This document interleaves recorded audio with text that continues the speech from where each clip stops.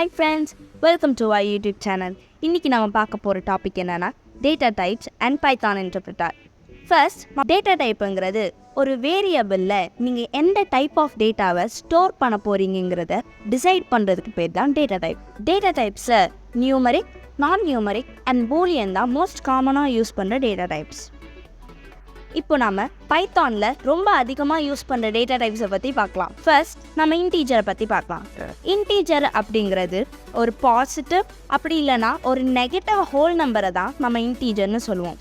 இதுல நம்ம இன்ட்டுங்கிற கீவேர்டை யூஸ் பண்ணுவோம். ஃப்ளோட்டுங்கிறது ஃப்ளோட்டிங் பாயிண்ட் நம்பரை ரெப்ரசன்ட் பண்ணுறதுக்காக யூஸ் பண்ணுற வேர்ட். ஃப்ளோட்டிங் பாயிண்ட் நம்பர் அப்படின்னா டெசிமல் நம்பர்ஸை தான் நம்ம ஃப்ளோட்டிங் பாயிண்ட் நம்பர்ஸ்ன்னு சொல்லுவோம். அடுத்து நம்ம பார்க்க போகிறது பூலியன். பூலியனுங்கிறது ஒரு வேரியபிள் ட்ரூவா அப்படி இல்லைன்னா ஃபால்ஸா அப்படிங்கிறத ரெப்ரசன்ட் பண்ணுறதுக்காக யூஸ் பண்ணுவோம். இதுக்கு நம்ம யூஸ் பண்ணுற கீவேர்ட் பூல்.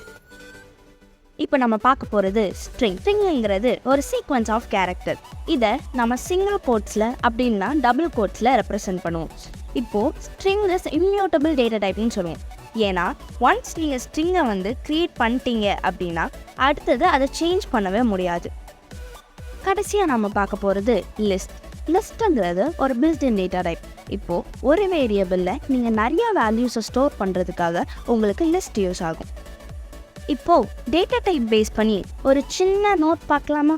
ஒரு வேரியபிள் எந்த டேட்டா டைப்புன்னு நம்ம தெரிஞ்சுக்கிறதுக்காக நம்ம டைப் அப்படிங்கிற ஃபங்க்ஷனை யூஸ் பண்ணுவோம்.